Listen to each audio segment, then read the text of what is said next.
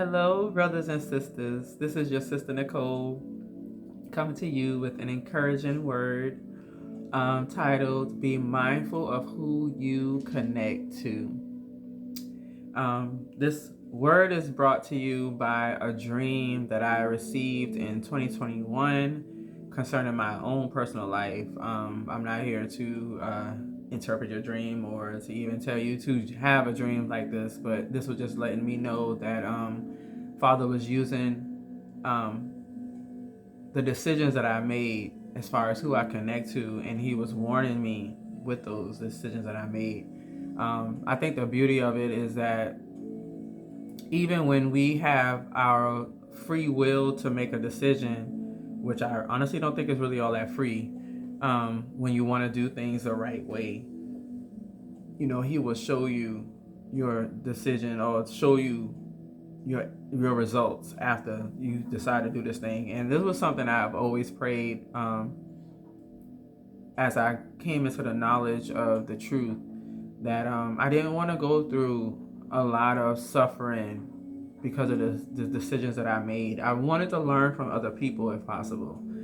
And I'm seeing that unfold even today. So people will randomly share certain things that they had to deal with. And I was just like, now I know not to follow after that, or no, now I know not to do that, or not to believe this. And it's just amazing. Certain things don't have to be hard in your life. Like your life don't have to be hard at all.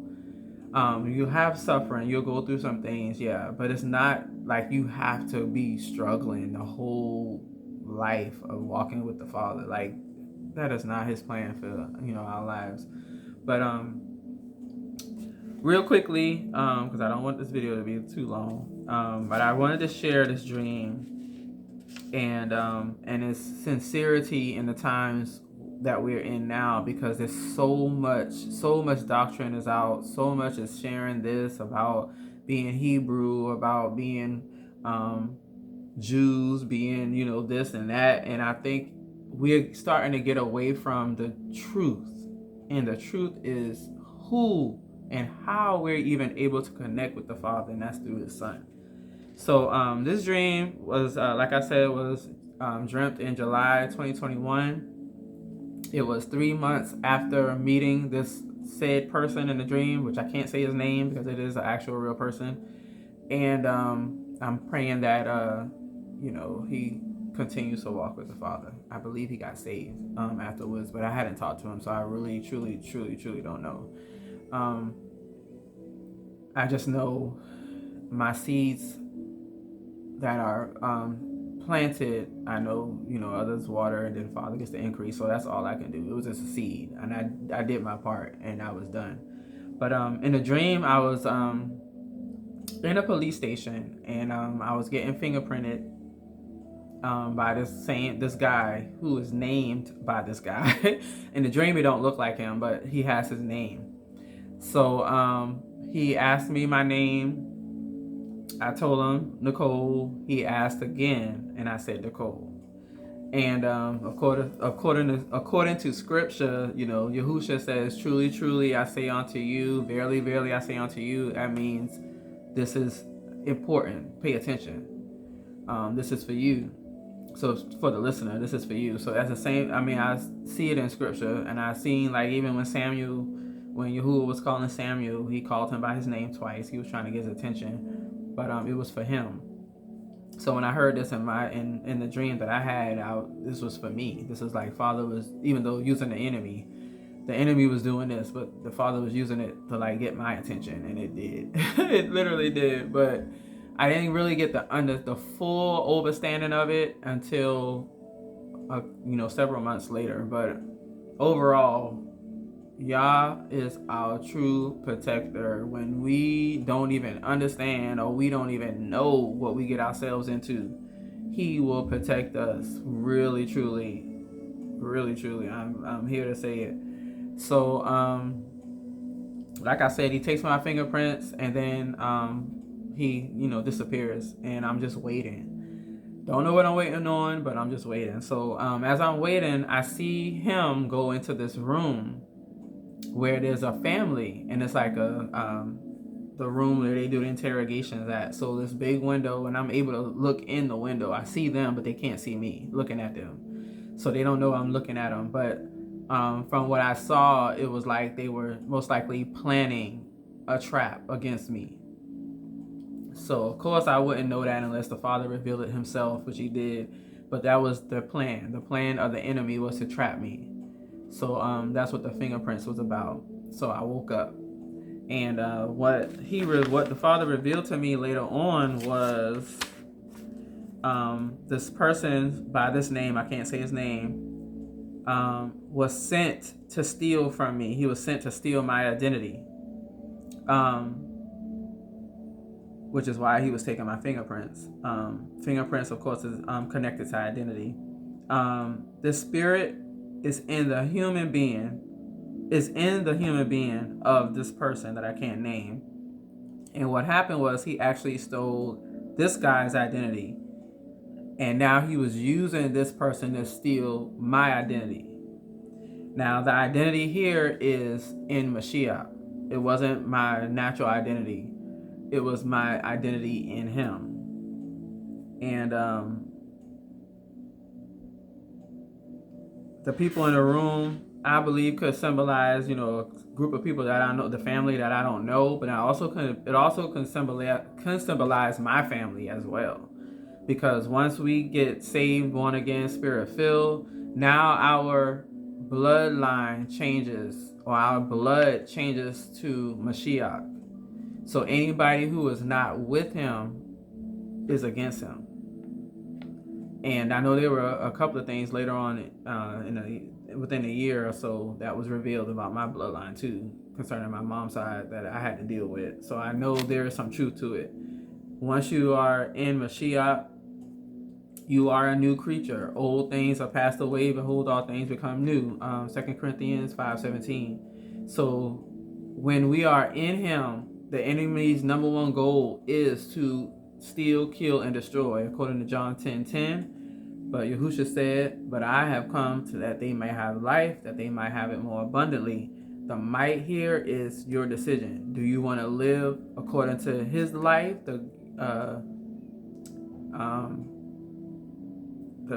What's the word? It's a Hebrew word. I can't think of it right now, but excuse me. It's a natural life as well. It's not just a spiritual life, but it's a natural life. We can live a natural life in him, meaning there are things that you would do in this life that you probably would have never done before Yahusha. So and that's where I stand. There's some things that I'm living out that I never would have thought I ever would have done once I got saved, but that's another story for another day. Basically, this dream is just indication of sharing with you all that it's real. There are spirits out there working with human spirits, human beings, to entrap you or to place a trap before you.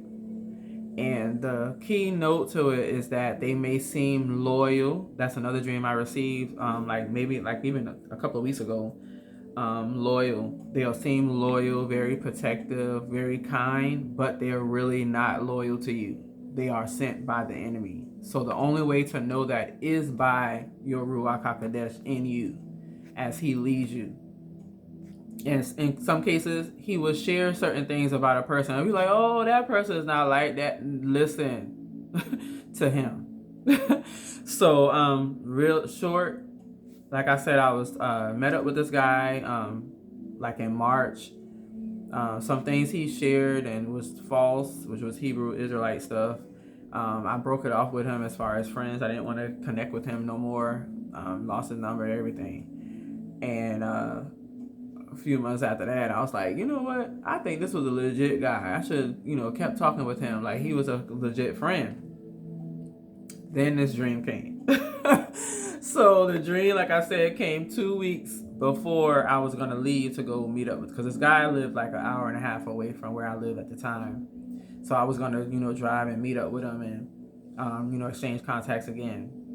So prior to that, Father gave me this dream, and he was basically like saying, daughter, look, if you connect with this guy, he will take your identity.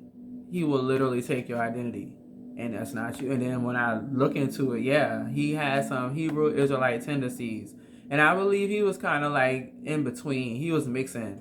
He really truly didn't understand the doctrine of the Hebrew Israelite, but he was trying to say at the same time he was not a part of that culture either. But he was using their terminology, so it's kind of like, could he? You just never know. But like I said, and like Yahusha said, you would know them by their fruit. Everything he was saying, looking at him, he seemed like he was a legit guy. But what was coming out of his mouth was revealing who he really is. And from the abundance of the heart, the mouth will speak. So he was really sharing his belief. But so oddly enough, I eventually, did cut it off. I think the last time that drew the straw was he sent me a Hebrew Israelite video from this guy, and he was pretty much denouncing the Ruach HaKodesh, and that was it for me. Once he denounced that, I was like, you know what? That's not scripture. And I shared the scripture. I did sow the seed. It's in the scripture.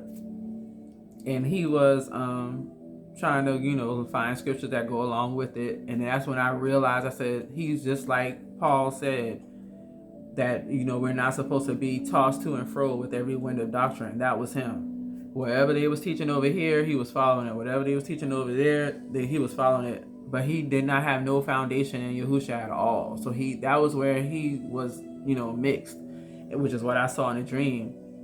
That same spirit took his identity, so he didn't know. But I still sowed the seed as far as who Yahusha is and how we are supposed to live. And before I moved completely, and I had to end up changing everything when I moved to Texas. I changed my phone number and everything, so I don't have no contact with him at all. He sent me a text message saying that, living the life of, a believer was hard. So he sounded as if he was like saved, or he got saved and he's working on his salvation. But without me actually witnessing it, I wouldn't know. I had to go by what he said. But for the most part, I was glad to hear him say it. Like he said that it was something he was working on. So I prayed that my seed was watered to where, Father gets the increase. And, he got another one, a son coming in his kingdom, not the kingdom of darkness, but in his kingdom of heaven. So that was what I wanted to share with y'all, that the times that we are in, we have to be very mindful of who we are connected to. We can hear what they're saying, but we have to see their fruit. We have to see what they're speaking, who they are connected to. That makes a huge difference. And right now, it's not so much as about just the revealing of truth. I want to know who is revealing the truth and how they are living now, because that makes a big difference. Anything that is outside of Mashiach is anti. It's against him. Anything that is not with him is against him. Anything that's not in him is against him. And we have to be very, very mindful. Like now, I know I have to be very mindful. Just breaking away from, certain generational curses. I have to be mindful of who I connect to, because it would reinstate that same covenant. And then I'm right back in the beginning again, trying to work it out again. No, that's not how it should be. We should take what we learn from scripture and be able to live it out. Last thing I do want to add is that being that Father speaks to us all through dreams, like sometimes when we are not awake, or when we are awake and we're not paying attention to what he's revealing, he will bring a dream to us while we're resting.